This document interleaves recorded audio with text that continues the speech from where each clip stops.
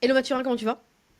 Hello Laetitia, bah écoute, ça va super, merci de m'avoir invité. Bah écoute, trop contente de te retrouver ici. Moi, je t'ai invité parce que je voulais qu'on parle d'un sujet en particulier qui était comment on monte en compétence quand on est commercial, notamment dans un Ouais, contexte comme celui qu'on vit actuellement, qui est un environnement très changeant, et surtout dans un contexte où effectivement la plupart des boîtes ont fait le choix d'avoir de plus en plus de commerciaux qui sont ce qu'on appelle full cycle, donc du coup qui gèrent tout le cycle de vente, de la ouais, prospection au closing, même parfois, alors c'est pas forcément ton cas, mais parfois la partie account management. Et donc ok. ça demande effectivement d'être extrêmement bon partout Mm. pour performer. Et du coup, voilà, donc je voulais qu'on en parle ensemble. Mais Ouais, avant ça, justement, ce serait pas mal que les gens qui nous écoutent connaissent un peu ton background aujourd'hui et ce qui va permettre en fait de dérouler et de rentrer un petit peu dans ton quotidien et dans ton activité de sales. Bienvenue sur Vendu, le podcast commercial de référence pour augmenter votre taux de closing. Ici, on discute des meilleures stratégies de vente pour conclure plus de deals, fidéliser ses clients et rendre ses commerciaux plus performants. J'ai des discussions sans filtre avec celles et ceux qui font de la vente au quotidien, des sales leaders, des top performers. On va dans le détail, on donne du contexte pour que vous puissiez repartir avec de la matière actionnable. Je suis Laetitia Fall, je vous embarque dans une nouvelle discussion. Installez-vous confortablement. C'est l'heure de votre dose de culture sales. Bonne écoute. ouais, carrément. Yes, bah écoute, moi je suis account exécutif chez Lyft, donc effectivement full cycle comme tu l'as dit. Il y a une petite partie d'account management, on pourra aussi en parler, mais qui reste assez à la marge pour le moment. J'ai fait avant ça 5 ans d'alternance, donc c'est mon premier CDI. J'ai fait 5 ans d'alternance uniquement sur des postes commerciaux B2B, donc 4 ans dans le secteur du retail, le secteur que j'adresse aujourd'hui. Et c'était important pour moi de pouvoir continuer justement sur ce secteur-là. Et ça fait le lien aussi avec la partie montée en compétences sectorielles et métiers dont on va parler aujourd'hui. Euh, et je pense que c'est intéressant qu'on puisse échanger aujourd'hui aussi sur le fait que je reste en début de carrière, j'ai pas non plus énormément de recul sur les changements, etc. Du métier de sales, mais en tout cas j'essaie de l'appréhender de la meilleure des façons et de justement me baser sur des podcasts comme les tiens ou des podcasts d'autres personnes pour pouvoir monter en compétences. Ok, bah t'es assez humble parce que 5 ans c'est quand même pas mal, tu vois, même si c'est en alternance, c'est quand même une bonne expérience. Du coup, justement, on va rentrer dans le dur parce qu'effectivement, toi aujourd'hui, c'est quoi ton constat sur la réalité justement du métier de sales full cycle? Euh, c'est quoi ton ressenti en fait sur l'étendue de ce qu'on vous demande aujourd'hui dans les boîtes? Ouais.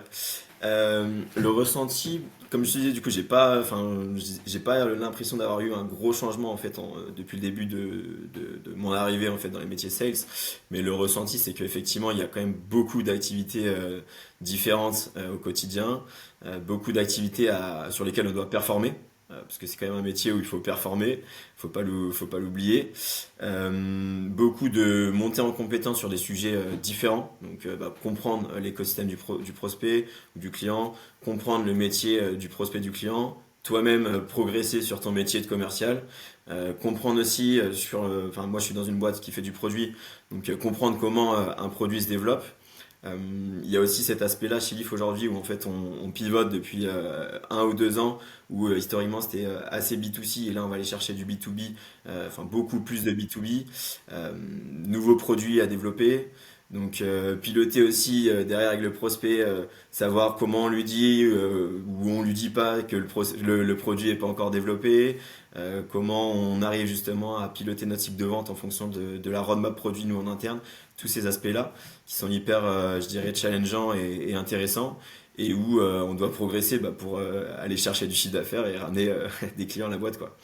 Bah, en fait, c'est vrai que là, je suis en train de réaliser par rapport à ce que tu m'as dit tout à l'heure en disant, bah, j'ai pas forcément, moi, une vision de ce qui était avant et ce que maintenant. Et du coup, j'étais en train de me dire, mais effectivement, c'est vrai que vous êtes la génération de sales qui avait commencé dans une période qui était déjà complexe. Donc, en fait, et vous n'avez pas forcément de référentiel. Vous n'avez pas mon référentiel, par exemple, ou une époque où on avait des rendez-vous qui pleuvaient, on avait des closings qui étaient beaucoup plus simples, etc. Donc, c'est vrai que je suis en train de réaliser ça, c'est intéressant. Donc toi, du coup, pour le coup, à part le fait que bah, tu as un job où tu as énormément d'activités qui sont différentes les unes des autres, pour toi, le contexte économique, bon, bah, c'est celui-ci et bon, bah, t'évolues là-dessus, Ouais, quoi. c'est ça. Ouais. Mm. Bah enfin ouais, c'est effectivement c'est ce que j'ai connu et puis aussi j'ai jamais été dans des boîtes qui ont été hyper connues et où le nom suffisait entre guillemets à faire vendre et Mmh. à aller chercher du rendez-vous quoi. Donc ça a toujours été assez challengeant. Il y a toujours eu cet aspect où on doit faire de l'hyper personnalisation. Enfin je dirais en tout cas depuis 3 ans où je suis vraiment dans le secteur de l'IT. Euh, Cet aspect-là où bah, tu dois aller chercher le bon persona, trouver les bonnes listes, construire les bons organigrammes, etc. Donc ouais, je partage plutôt ce que tu dis. OK. Bah, du coup, ouais, c'est intéressant et puis j'aime bien ce que tu dis de dire, en fait, j'ai jamais été dans une boîte où il y avait un branding incroyable parce qu'effectivement, ça change beaucoup, et voilà, parfois, quand il y a des conseils de vente qui sont donnés, on prend pas ce truc en compte. Mais effectivement, si tu fais partie d'une boîte qui est très connue, ça va pas être la même histoire quand tu envoies un mail et que, bah, voilà, le nom de la boîte est dans le nombre de mails, ça ressort que quand tu es personne et que les gens savent même pas ce que tu fais, quoi. Donc du coup, il faut que tu sois extrêmement sharp sur ta capacité à parler de ta proposition de valeur. Bah, OK, trop bien pour cette intro, merci beaucoup. L'idée, c'est que justement, moi, ce que j'ai envie de, de faire ressortir de cet échange-là, à travers ton expérience, c'est le fait que quand on est sales, c'est pas que de la technique. C'est pas que des stratégies de closing, même si c'est souvent ça qu'on peut voir un peu partout dans la littérature commerciale. Il y a d'abord un truc qui est l'importance de l'expertise sectorielle. On dit souvent, OK, ouais, il faut que tu maîtrises ton marché, mais rarement je vois des choses sur comment on fait. Comment on fait pour rester à jour sur son marché? Comment on fait pour rester à jour sur les pains de ses clients quand on est commercial? Heu, voilà, donc du coup, je te pose la question, toi, actuellement, parce que tu as un secteur bien particulier et qui demande vraiment de bien le connaître parce que vous êtes beaucoup d'acteurs et il est très concurrentiel. Ouais, effectivement, ouais. Carrément. Moi, dans l'expertise sectorielle, je vois aussi enfin, deux expertises. Donc, une expertise vraiment secteur du marché et une sous-expertise métier du prospect du client. Et donc, je pense qu'il y a deux expertises vraiment à développer. Sur la partie donc sectorielle, effectivement, le secteur que j'adresse, c'est le retail. Donc, c'est un secteur enfin, qui est énormément adressé, où il y a beaucoup de concurrence. Et la deuxième expertise, c'est la partie paiement. Donc GLIF, aujourd'hui, on fait du paiement. Et le paiement, en fait, pareil, il y a encore d'autres sous-expertises à développer, parce que le paiement, il est à cheval, en fait, sur l'ensemble du système d'information d'une entreprise. Donc le paiement, ça va jouer sur l'expérience client en magasin, donc le SI magasin. Ça va jouer sur le système caisse, donc il faut connaître tout ce qui est POS. Ça va jouer sur derrière aussi la consolidation financière, donc les différents aspects reporting, etc. Donc il y a quand même beaucoup de sous-expertises à développer. Si on prend juste le secteur du retail, moi aujourd'hui, ce que je mets en place, déjà, c'est de prendre part beaucoup à des événements physiques. Et j'ai la chance avec Live cette année, enfin, ils nous mettent à disposition beaucoup d'événements physiques. On a pas mal d'abonnements dans des clubs, je dirais des clubs retail. Donc typiquement, par exemple, aujourd'hui, on va à tous les événements les jeudis de la Retail Tech. Donc c'est un jeudi par mois où des retailers sont rassemblés un matin autour d'un thème précis. Donc chaque jeudi, enfin tous les mois, le thème va changer.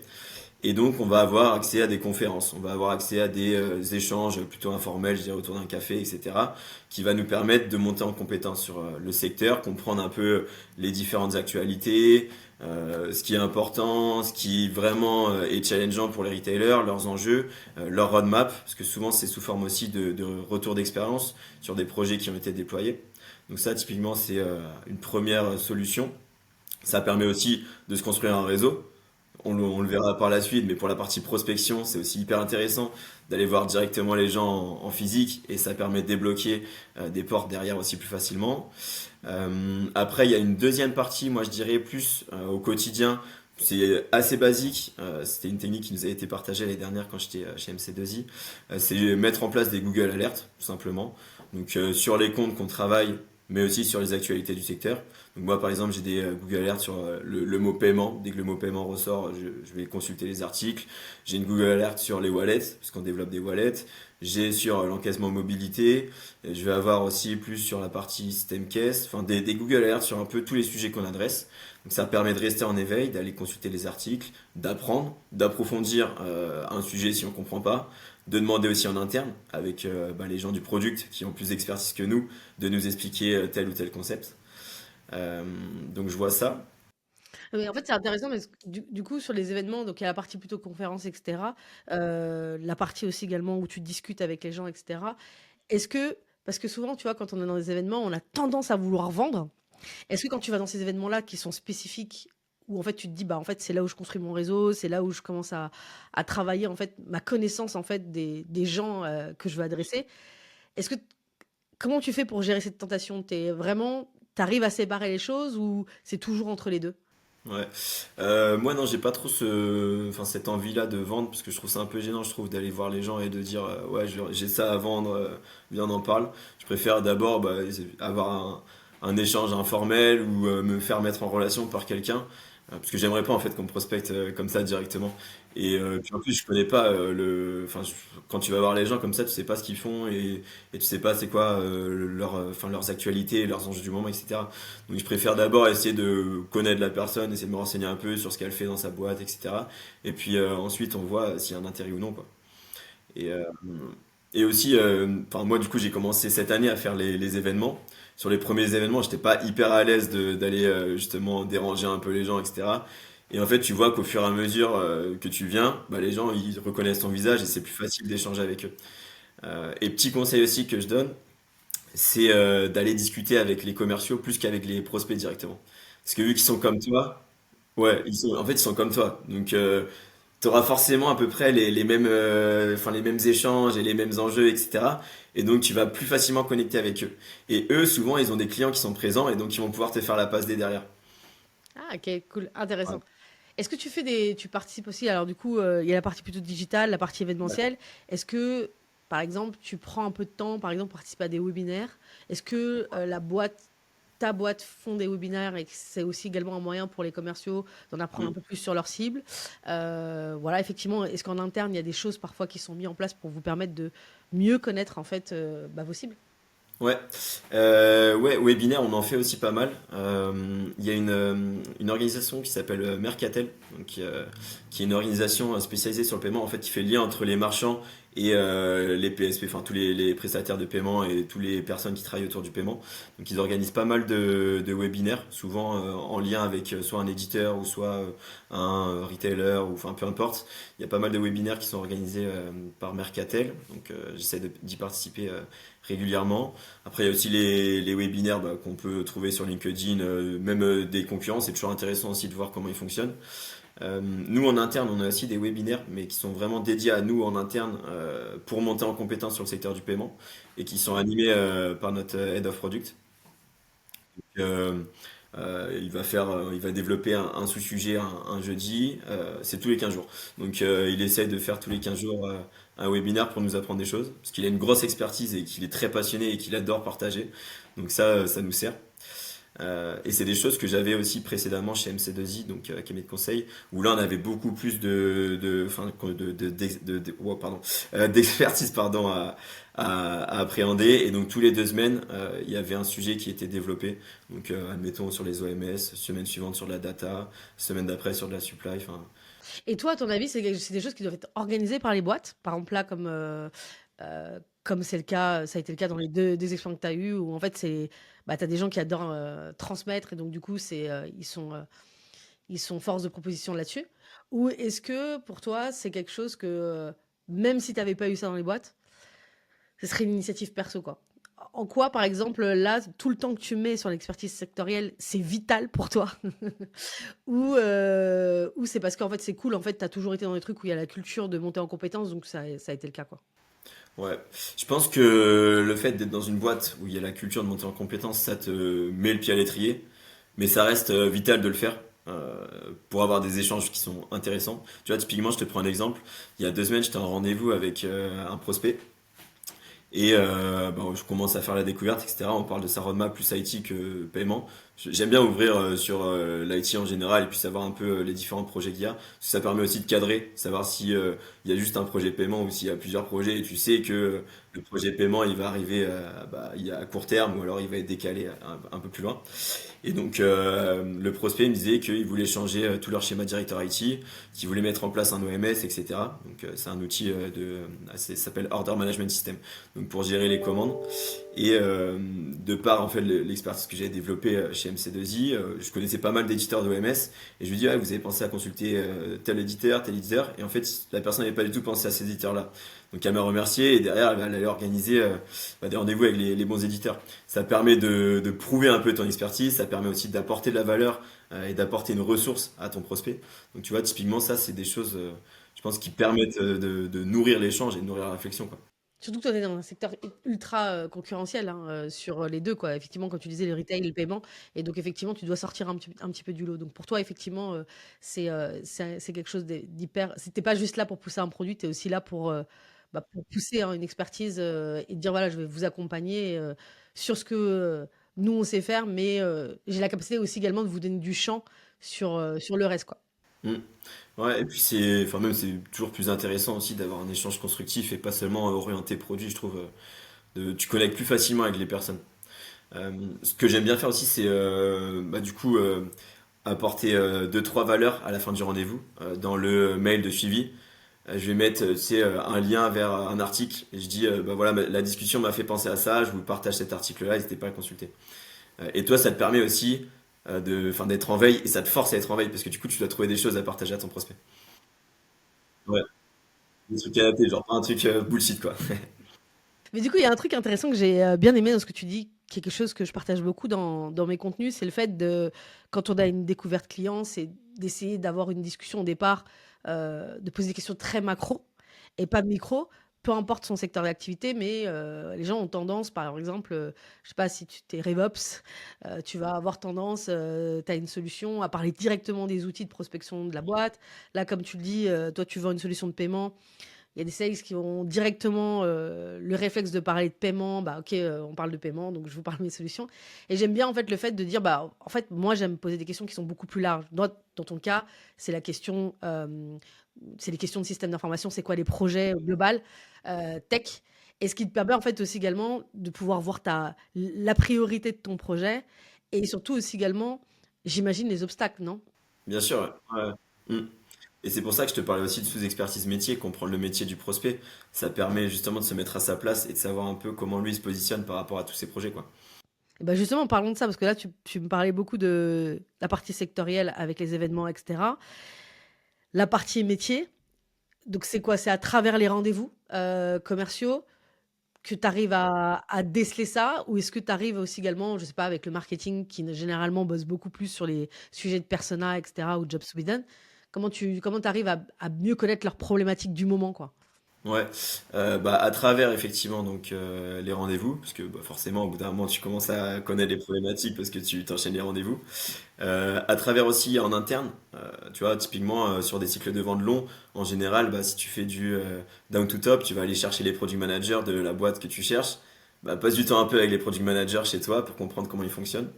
Euh, Ça, je le faisais, je l'avais fait un peu quand j'étais arrivé chez Leaf, mais je le fais un peu moins, il faudrait que je le fasse un peu plus.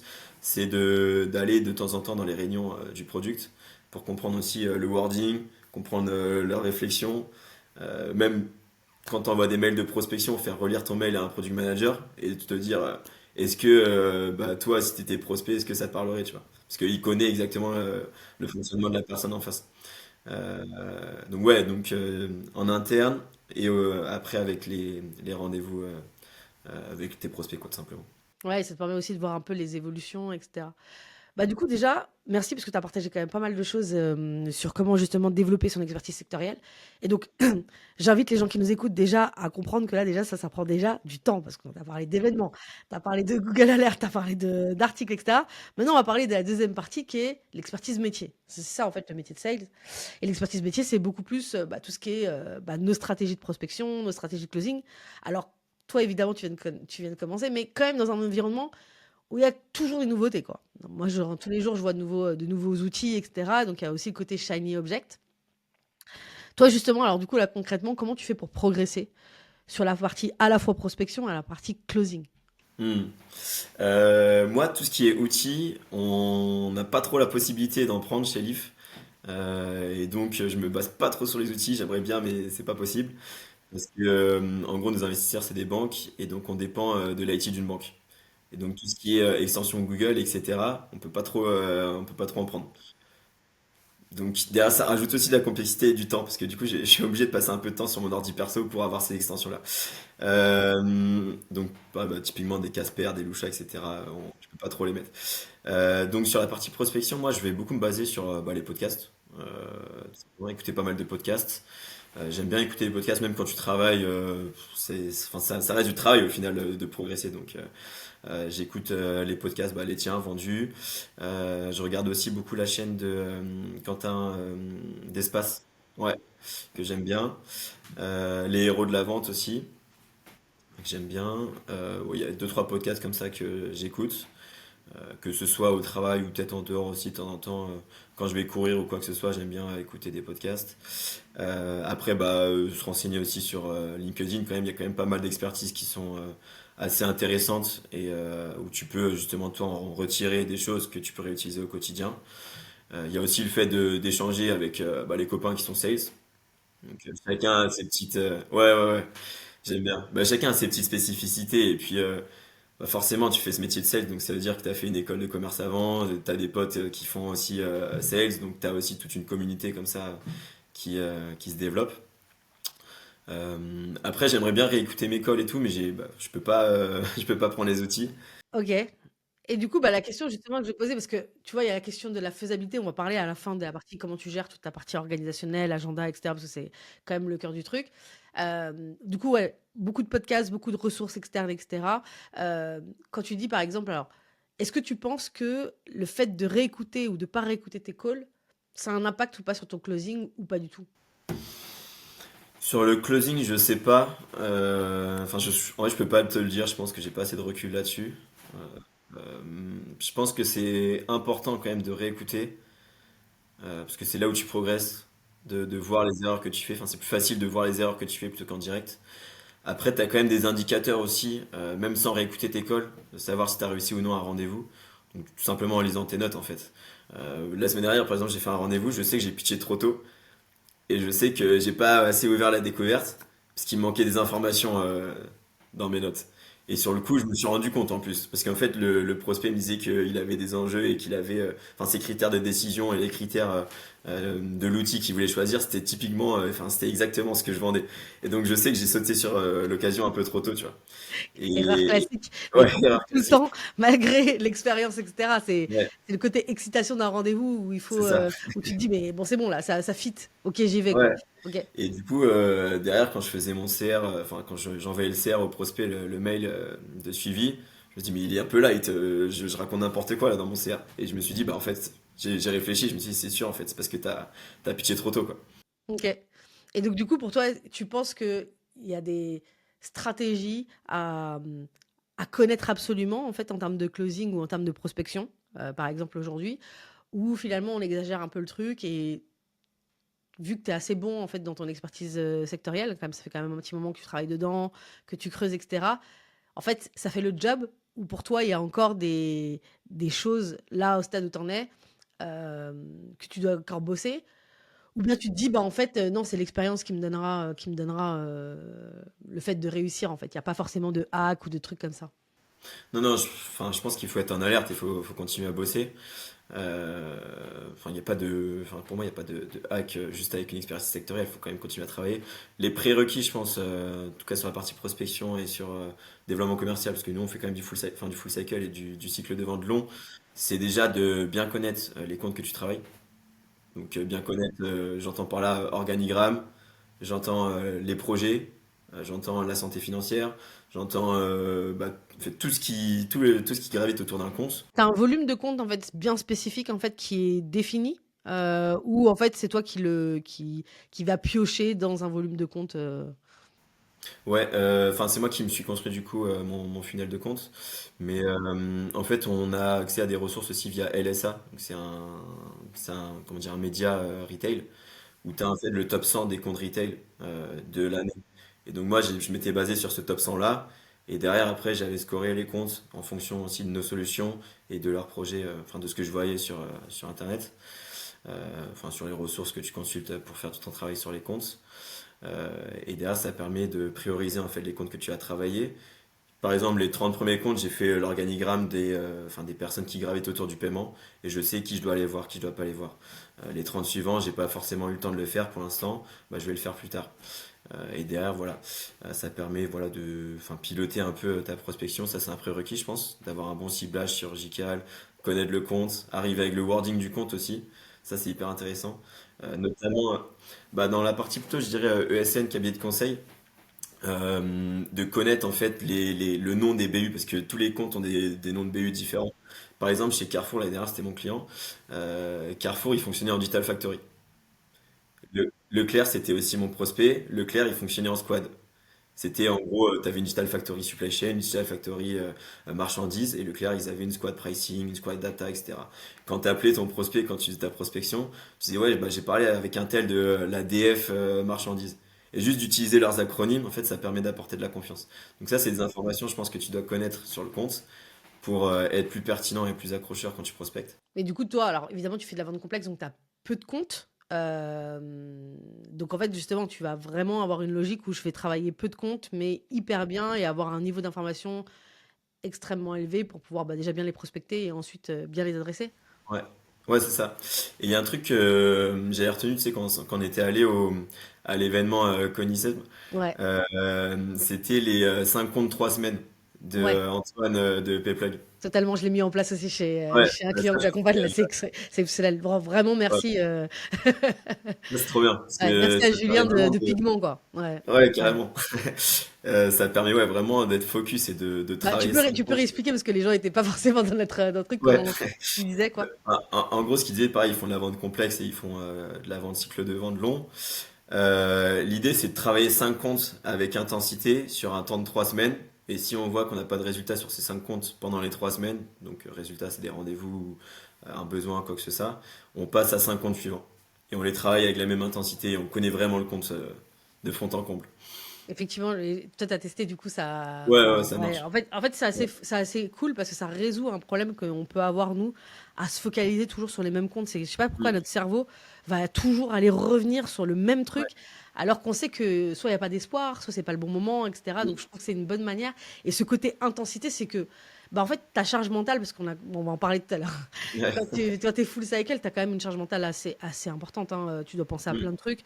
Et du coup, le fait de se concentrer sur peu de comptes et de dire je vais m'en insister là-dessus, tu sais ce que tu as à faire, quoi. Mm. Et tu papillonnes pas comme tu Ouais, pourrais le faire carrément. quand tu as 30 comptes devant toi et en disant bon, ok, je vais commencer C'est par pas quoi. par où commencer, quoi. Ouais. Ouais, exactement, ouais. Mm. Du coup, Ouais, je suis d'accord. hyper intéressant là sur ça, sur cette partie, la partie compte. Ensuite, quand tu disais, bah, poursuis un peu les prérequis. Donc après le ciblage, c'est quoi les autres choses en fait pour toi Ouais, bah c'est les méthodes, je dirais, de qualif, enfin qualif découverte. Faut en connaître au moins une, je pense, et que tu maîtrises. Moi, j'utilise Spin Ok, parce que on l'utilisait beaucoup. J'ai fait mon école, c'était Eurydice Business School, ok, et chez Eurydice, c'est spin, spin, spin. ok, d'accord, ok, Et en fait, on mangeait du spin à longueur de journée et on s'entraînait à faire du spin. ok. Donc Parce c'est qu'en une, gros, Eurydice, c'est vraiment une école. Le master qu'on fait, c'est vraiment orienté sales dans ok, l'IT. ok, Et donc, en fait, le cycle de vie de tes cours, il suit le cycle de vie d'un cycle de vente. ok, Et donc, tu d'accord. as des cours de découverte, tu as des cours de closing, tu as des cours de machin. Et en fait, spin, on a eu des cours, mais j'ai fait 3 ans chez Eurydice, j'ai eu tellement de cours de spin que j'utilise et que j'aime bien cette méthodologie aussi. Et ça fait sens avec ce qu'on disait tout à l'heure. Au départ, ouvrir plus sur du macro. Tu vois, les questions spin, les questions S de spin, c'est plus du macro, la situation, comment on fonctionne, etc. OK. Mais de toute façon, moi je pense que comme je l'ai dit, toi et moi on en a déjà parlé, c'est que, bah, la méthode en fait à partir du moment où tu te l'as appropriée, bon bah, tu parti prendre Bant, Spice et cetera. Après tu en fais ce que tu veux. Donc j'imagine que la méthode que tu prends, tu l'as retravaillée, torturée et cetera pour qu'elle, s'adapte à ton contexte, quoi. Ouais.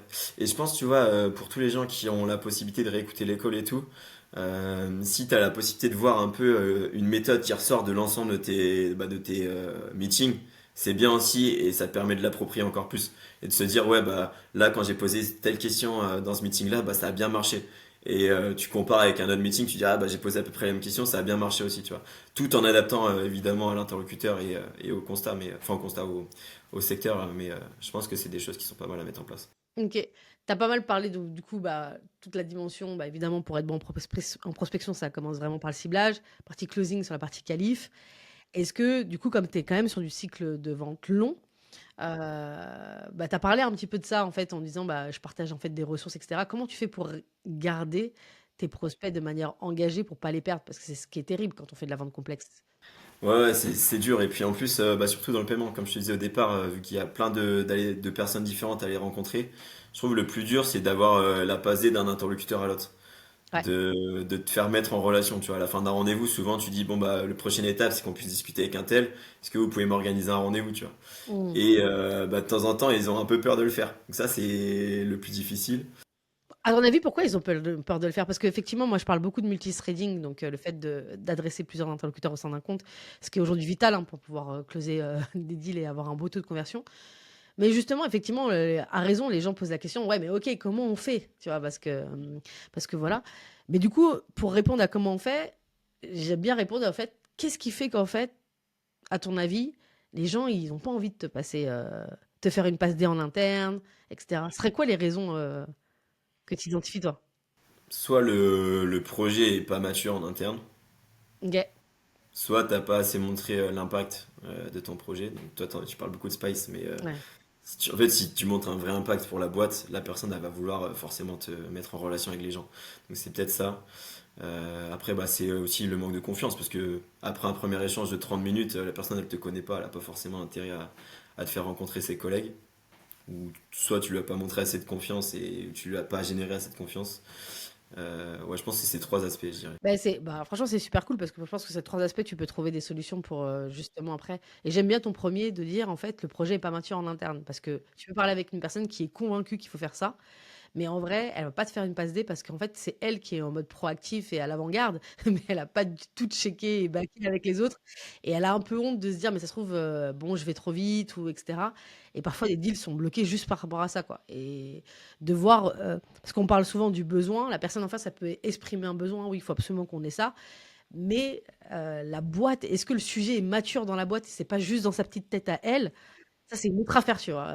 Et donc c'est, quelque chose à identifier. Et du coup, ouais, justement, du coup, tu disais que c'était difficile. C'est quoi les trucs que tu mets en place? J'imagine qu'à chaque fois, tu innoves, tout le temps, mais pour essayer justement de rentrer, et d'avoir plus d'influence au sein des comptes? Mm. Je pense déjà garder la première personne avec qui tu as un contact, la garder dans à peu près tous les échanges euh, pour la sentir, enfin pour qu'elle se sente quand même concernée, tu vois. Euh, Si t'échanges, enfin si t'essaies de contacter quelqu'un d'autre après avoir rencontré cette personne-là et que, enfin, admettons la première personne t'as pas fait la passe D sur la deuxième, t'arrives à avoir un rendez-vous avec la deuxième, bah moi j'aime bien quand même mettre au courant la première. Je veux dire, je vais échanger avec un tel sur notre échange. Juste quand même pour avoir un peu de respect et pour dire je te bypasse pas, enfin, on pourra continuer à échanger dans le futur. Il y a ça. Après, c'est quoi les bonnes pratiques? Après, les bonnes pratiques, c'est tu sens aussi avec la personne si tu as une mini connexion qui commence à se créer. Euh, je pense que c'est aussi bien suivre, enfin faire tes mails de suivi de façon quali avec le résumé du mini projet qui commence à œuvrer dans sa tête, avec les pain points, surtout montrer que tu as compris enfin, à quoi le projet répondrait et mettre une next step claire dans le mail suivi si t'as pas réussi à avoir la next step pendant le rendez-vous. Mais, ouais. Mais le plus simple, c'est quand même d'avoir la next step pendant le rendez-vous. Ouais, ça reste toujours le plus simple. Et justement, en fait, est-ce qu'aujourd'hui, vous en êtes au stade, parce que vous êtes assez avancé quand même sur toute la dimension, montée en compétence des personnes internes sur la partie sectorielle, mais est-ce qu'aujourd'hui, c'est quelque chose sur lequel tu as de l'aide ou sur quelque chose où vous avez un début de choses sur comment, du coup, envoyer du contenu? Est-ce que c'est quelque chose pour l'instant que vous faites, notamment auprès de tes deals qui sont en cours, pour les garder intéressés, pour les garder, etc. C'est la grosse question et j'en parle tous les jours au marketing.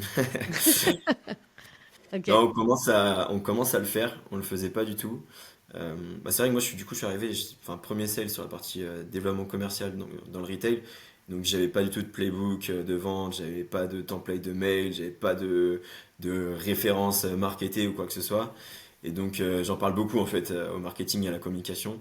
Et on veut mettre en place justement une stratégie de contenu quand même beaucoup plus importante que ce qu'on fait à l'heure actuelle. Marketer les références, voilà, parce on travaille bien avec certains clients, donc pourquoi on ne le met pas en avant pour le moment. Produire du contenu autour de notre expertise. Nos product managers, ils ont pas mal d'expertise. Faut la ressortir et il faut la partager à l'externe. Toute la veille qu'on fait, pareil, j'ai notre head of communication, en fait, elle nous envoie aussi une liste d'articles tous les lundis sur Ah, la c'est concurrence, sur le marché, sur le paiement, etc. Donc ça, pareil, j'ai demandé à ce qu'on l'exporte en externe, et qu'on la publie sur LinkedIn, qu'on fasse de la newsletter, que moi je puisse l'envoyer à des prospects. Euh, ouais. Mais toute cette stratégie de contenu, ouais, c'est une vraie question. Mais du coup, en fait, ce que je trouve intéressant, c'est que pour ceux qui nous écoutent, c'est que, tu vois, souvent, parfois, on a tendance à se dire, ouais, on n'a pas ça. Et là, en Mm. fait, ce que tu es en train de me dire, c'est que ça vient aussi beaucoup de toi. Parce que parfois, on peut, nous, en tant que sales, être hyper frustrés parce qu'effectivement, on a plein de choses à faire. Mais en Mm. fait, le marketing aujourd'hui, c'est aussi également aux commerciaux de dire, bah, en Bien fait, sûr. moi, pour closer mes deals, voilà ce dont j'ai besoin. Donc Mm. évidemment, j'ai besoin de générer des leads parce que vient naturellement, parce que historiquement, les marketing, on les a aussi beaucoup positionnés sur cette partie-là, Ouais, génération de leads, rendez-vous, etc. Alors qu'en fait, ils ont un champ des possibles et une capacité à nous aider. Ils sont même, je dirais, même bien sûr. vitales Ouais, aujourd'hui clairement. pour nous aider à closer des deals et dire, mais qu'est-ce que je raconte à mon client quand ça fait 6 mois que je suis avec lui et que je lui raconte un truc nouveau que, bon, écoute, est-ce C'est que je bon, peux il en parler a à marre. Dédé, quoi? Comment? Ouais. Non, c'est bon, il en a marre de voir Mathieu à la bout de 6 mois. C'est ça, voilà, tu vois, et genre, et puis Ouais, même, tu vois, genre, bah, est-ce que je peux parler avec lui, où vous en êtes? Enfin, tu vois, ça, c'est des choses, ce qui fait qu'en fait, au final, tu peux avoir la meilleure qualif du monde, tu peux avoir le meilleur pitch du monde. À un moment donné, ton prospect, il te lâche parce qu'il te dit, bon, écoute, t'es gentil, mais moi, mon sujet, je vais à mon rythme. Et mm, donc, comme t'es pas dans la boîte, tu sais pas exactement c'est quoi le rythme, mais en fait, tu as quand même besoin, en fait, toi, d'avoir des certitudes parce que tu as une revue de pipe, ou en tout cas des gens à rassurer en interne en disant que ouais, clairement. tel deal avance ou pas. Et Mm. donc, en fait, je trouve ça intéressant de toi d'être, bah voilà, de donner des idées. Et là, par exemple, tu vois, genre cette idée-là, c'est incroyable parce que c'est déjà quelque chose que quelqu'un fait, la head of communication qui partage Ouais, déjà en interne, et que toi, tu puisses utiliser ça sur un support. Ça, c'est facile à mettre en place pour que tu puisses le partager en externe. mm, Et ça a de la valeur, en fait, ouais, pour carrément. tes clients. Ouais, bah, c'est ce que je disais, et surtout que, enfin, nous on pivote, donc on a besoin aussi de mettre de la confiance et de montrer qu'on connaît bien notre secteur. Donc faire des publications de ce type, justement, nourrir nos prospects, nourrir nos clients avec des articles qui les nourrissent, enfin nourrissent, ça fait, qui les aident à mieux appréhender leur secteur. Je trouve que c'est hyper pertinent, quoi. Ok. Et du coup, toi, principalement, après, on va passer plutôt sur l'organisation et les arbitrages que tu es obligé de faire, etc. On a parlé, bon, moi, ce que je trouve qui est extrêmement complexe quand tu es full cycle, c'est cette dimension de toujours penser à la prospection. Toi, en fait, comment, parce que c'est le plus dur, euh, pas le plus sympa, c'est plus sympa de parler à des gens et essayer de faire avancer des deals, même s'il y a, il y a, il y a il y a les challenges, on en a parlé avec le fait de faire du multithreading. Mais au-delà de ça, comment tu fais, c'est quoi les canaux d'ailleurs que tu utilises pour prospecter et comment tu fais pour que en fait, de jamais l'oublier, malgré parfois que parfois tu peux avoir un pipe qui est rassurant, quoi. Hmm. Moi, déjà, j'aime bien prospecter. Je trouve Ah, pas ok, ça. d'accord. Bon, déjà, Ouais, mais c'est- ça dépend d'une personne. Mais je pense que c'est aussi parce que enfin, je suis en début de carrière, donc ouais, encore cette saturation de la prospection. Et je me dédie en fait des plages dans la semaine pour prospecter, même si j'ai plusieurs rendez-vous, enfin, même si le mois il est complet en termes de nombre de rendez-vous, en termes de volume et en termes d'opportunités. Je me mets des plages toutes les semaines pour prospecter. Je continue à faire du call call ok, parce que enfin, j'aime bien faire du call call, ça ne me dérange ok, pas. Je fais très très peu de mails, encore une fois parce que j'ai pas les outils pour le faire. ok, Et du coup, je peux pas faire de séquence et je peux pas faire de volume, en tout cas sur du mail. Quand je fais du mail, c'est vraiment très personnalisé, très très personnalisé sur des prospects que j'arrive pas du tout à avoir au téléphone. Là, j'ai pris un rendez-vous la semaine prochaine où il y a un intérêt avec un gros groupe du textile. J'ai fait une séquence, mais une séquence à la main. Tu vois, j'ai fait une séquence avec où je sortais des articles qui étaient parus où ils parlaient de leur projet, de leur truc. Je disais, ouais, par rapport à ça, ce serait hyper intéressant qu'on se voit. Après, mail suivant, pareil, je rebondissais sur une interview, enfin des choses comme ça. Mais je peux pas le faire sur l'ensemble de mes comptes, tu vois, ouais, je mais pourrais en pas vrai, passer. est-ce que tu as besoin de le faire sur plein de trucs? Tu vois, parce que moi, parfois, je vois beaucoup de boîtes qui veulent mettre des machines en place, qui veulent voir qui font appel à des potes à moi qui sont très bons en RevOps, etc. Mais en vrai, quand tu as un TAM qui est petit, ça n'a aucun intérêt, tu vois. Genre là, toi, effectivement, comme tu dis, bah, tu mets de l'intensité sur 5 comptes ou sur 10 comptes, bah, tu mets l'intensité pendant 3 semaines, tu fais ta campagne, et cetera. Bah, là, tu as décroché un rendez-vous avec un grand groupe où il y a un intérêt et moi, j'aime bien dire alors je te pose la question, est-ce que tu penses que la manière de prospecter, par exemple ça, cette manière-là d'avoir prospecté, d'avoir apporté vraiment de la valeur personnelle et cetera, est-ce que tu penses que ça va avoir un impact sur, le cours de ton deal, quoi?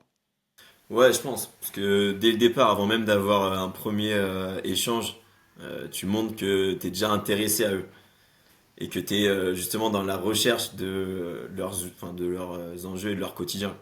Donc je pense que ça a un impact, ça crée un peu plus de confiance plutôt que juste une séquence classique où tu vas parler de toi, quoi. C'est ça et du coup, pour moi, c'est pour ça que j'en profite pour dire à l'audience, bah, comme tu es sur de la vente complexe et sur peu de comptes, même si tu penses que c'est un désavantage du fait que tu as un enjeu sécuritaire, très important, enfin, en ta boîte et donc du coup, tu peux pas utiliser tous les outils, bah, peut-être qu'en fait, finalement, ça te sauve parce que ça te permet, en fait, de pouvoir réfléchir à des approches, pertinentes, quoi. Ouais, non, c'est vrai, je suis d'accord.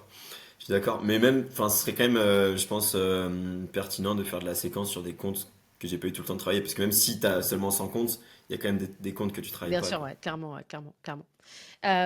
OK, du coup, là, bah, justement, on va poursuivre sur la partie organisationnelle parce que c'est un sujet que je vois en fait à chaque fois que j'ai partagé sur ce sujet sur LinkedIn, ça a plu. Donc je pense que les gens ont vraiment un enjeu organisationnel. Bon, moi-même j'ai un enjeu organisationnel quand je gère les clients sur lesquels je fais de la vente.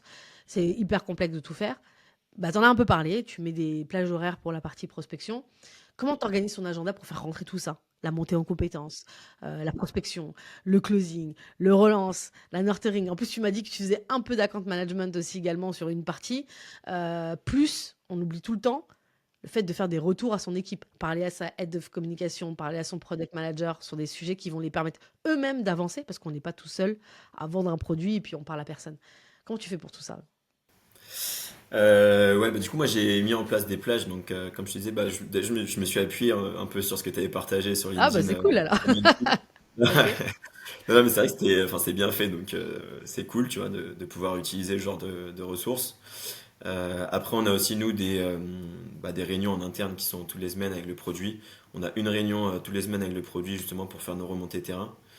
Ok. Euh, on a une réunion avec le market et le projet, parce que du coup, il y a toute une partie projet aussi qu'on arrive à vendre. Euh, donc, En pour fait, c'est faire une, c'est aussi. une, c'est une équipe, c'est une réunion revenu quoi, où il y a le sales, le Ouais, c'est ça, marketing et ouais. ouais, c'est Ok. ça, une réunion revenu où enfin, on fait une passe sur les sujets. Ça ressemble pas mal à du reporting, mais je pense qu'on peut l'optimiser, mais enfin, en tout cas, on se parle, donc c'est bien. Ok. Le produit, on se parle aussi, donc c'est bien, ça permet aussi de prioriser leur roadmap et s'ils doivent développer une feature plutôt qu'une autre. Donc ça, c'est cadré avec deux réunions. C'est-à-dire que tous tes retours au sein interne, c'est cadré avec deux réunions qui ont lieu. Ok. Ouais. Enfin, les réunions produits, on en a trois parce on a trois gros produits et en fait, on a une personne, enfin, on a ce qu'on appelle un product marketing manager qui fait le Ouais, lien avec le produit après. ouais, ouais, ouais. Ok. Donc, Très on bien. a une Bah, réunion avec l'ensemble, enfin, avec les trois product marketing managers. Et puis après, les échanges au quotidien, ils sont assez naturellement parce qu'on reste, enfin, on est une petite boîte, on est à peu près 130, je crois, mais avec nos ça va. devs. Quand tu Ouais, dis mais nos petite boîte, devs, en les gens fait, ils pensent 20, 20 personnes. Ok, non, mais d'accord. Ok, ouais, ouais, ouais. Mais en fait, nos devs, enfin, ils sont externalisés, ils sont à Strasbourg. d'accord. Et nous, on est à Ok. Paris. Et donc, à Paris, on doit être 30-40, quoi. Et vous êtes en remote ou Non, on est au bureau, on est pas mal au Ok. bureau. Là, je suis en remote Donc ça aujourd'hui, mais facilite effectivement les échanges informels ouais, plus ouais, ouais. facilement. Ok. On se parle facilement. Et puis, enfin, moi, du coup, mon manager, c'est le CEO. Donc, dès que je lui fais remonter les informations, ça redescend plus facilement aussi. C'est vrai aussi, ouais. Ouais. L'avantage. Et non, non, sinon, après, ouais, c'est ça, c'est les plages horaires bien calées dans l'agenda toutes les semaines. Mais du coup, en fait, justement, tu catégoriserais les choses comment? Parce que tu vois, genre, pour un peu projeter les autres personnes, ces plages-là, c'est quoi? C'est que prospection? Parce que tu vois, dans la prospection, il y a des sous-catégories. Ouais, ouais, Comment, ouais. comment tu t'organises tout ça, quoi? Ouais. Le lundi matin, du coup, j'ai un créneau. Là, j'étais en train de regarder l'agenda. J'ai un créneau veille, donc où je regarde un peu tout ce qui se fait quand j'arrive le lundi. Je suis abonné à des newsletters aussi. On n'en a pas parlé, mais les newsletters c'est intéressant. Silicon notamment pour la partie IT, pour avoir toujours cet aspect. On sait, enfin, on sait ce qui se passe sur la globalité du monde de l'IT. Ensuite, donc ça c'est enfin, ouais, 8h30, 9h, 10h. Après, j'ai une plage pour la partie carto, donc carto contact, donc trouver les bons contacts. Le lundi aussi, lundi matin, parce que j'aime pas trop prospecter le lundi matin, J'ai pas envie de, Same, enfin, je laisse un peu same. tranquille les gens à la sortie du week-end. Donc lundi après, on a la réunion market projet.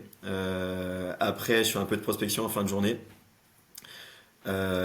Après, pareil, le reste de la journée, enfin le reste de la semaine, pardon, j'ai des créneaux de prospection le matin, le midi, en début d'après, enfin le midi 11h45, midi 15, midi 30, en début d'après-midi, en fin de journée. Je me cale toujours une petite plage pour prospecter. Ah, c'est intéressant, du coup, tu te positionnes deux sessions, Ouais, je mets, deux micro-sessions plutôt qu'un gros bloc, quoi.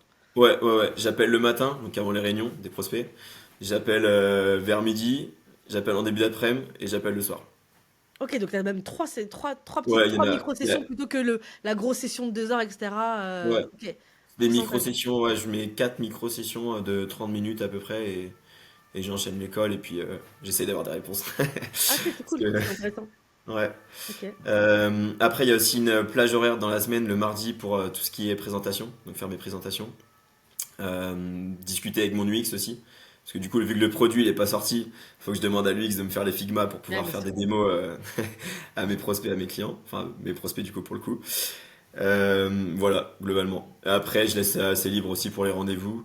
Rendez-vous client, pareil. S'il y a un rendez-vous qui doit enfin, se positionner sur une réunion en interne ou quoi, je priorise toujours le rendez-vous client.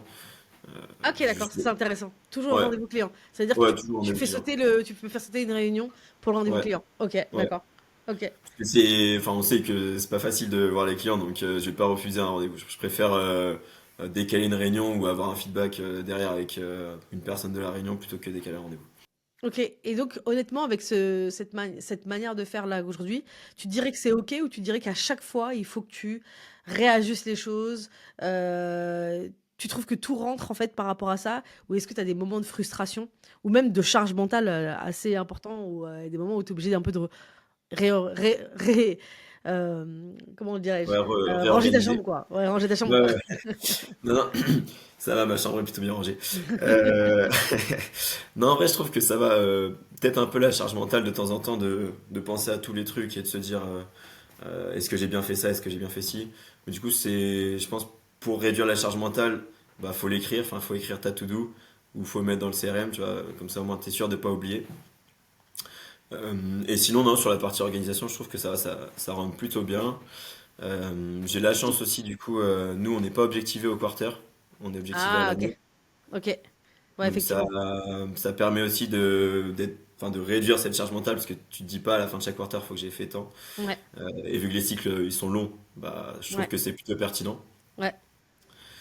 Voilà. Si tu dois sacrifier parce qu'il y a des moments parfois quand on a énormément sur la partie full cycle en tout cas, il y a des moments, des choses que tu dois sacrifier. Si tu dois sacrifier quelque chose en fait, dans ton agenda généralement, c'est quoi que tu sacrifies? Ouais. Bah là, j'ai justement le créneau, je te disais, d'account management, c'est sur un client spécifique où justement on doit faire un déploiement sur pas mal de boutiques. En gros, c'est un centre commercial et on a vendu une solution qui permet d'accepter les moyens de paiement asiatiques. Et donc, il faut qu'on déploie sur l'ensemble des boutiques. Et c'est long. Et c'est long d'avoir les gens et de trouver la bonne stratégie pour déployer. Et donc en fait j'ai un copil, enfin j'avais mis en place un copil tous les semaines avec mon interlocuteur donc côté client. Là j'ai commencé à le laisser au CM. Enfin le CM va tout seul. Et OK. juste, je pense que je vais aller à un copil tous les je sais pas 4 semaines pour voir si les jalons sont respectés et puis si il faut faire avancer les choses quoi. OK, mais du coup, ouais, effectivement, toi, tu te concentres vraiment sur cette partie prospection, closing Ouais, et effectivement, si tu fais le reste, bah, c'est ça que tu sacrifierais, ouais. évidemment. Plus Comment comment tu gères ouais, pour non, quand non, comment tu gères justement quand tu as trop de pression, moralement? C'est quoi tes ouais. trucs à toi? Parce que c'est jamais pareil pour chaque sales, mais est-ce que tu le gères ou est-ce qu'en fait, non, tu le gères pas et tu verras parce que tu es en début de carrière et Ouais, je voilà? pense que je pense que pour l'instant, j'ai pas trop besoin de le gérer, je OK, dirais. Euh, OK, ouais. En fait, pour réduire la pression, enfin, enfin, je veux dire, si tu connais un peu ton sujet, je pense que la pression, elle se réduit assez naturellement. Je dirais, c'est ça, c'est le travail pour bien connaître ce que tu fais, quoi. Et pour, en tout cas, essayer d'anticiper un peu ce qui va se passer. OK et du coup, bah, on va arriver à la fin de cet Ouais. échange-là. Si là demain, bah justement, parce que tu dis que tu as peu d'expérience, mais quand même, tu en as quand même pas mal. Si demain, voilà, t'as un commercial ou bien quelqu'un qui était BDR et qui passe justement full cycle, parce qu'il y en a quand même Ouais. beaucoup. Et donc, du coup, pour eux, c'est nouveau, en fait. Mm.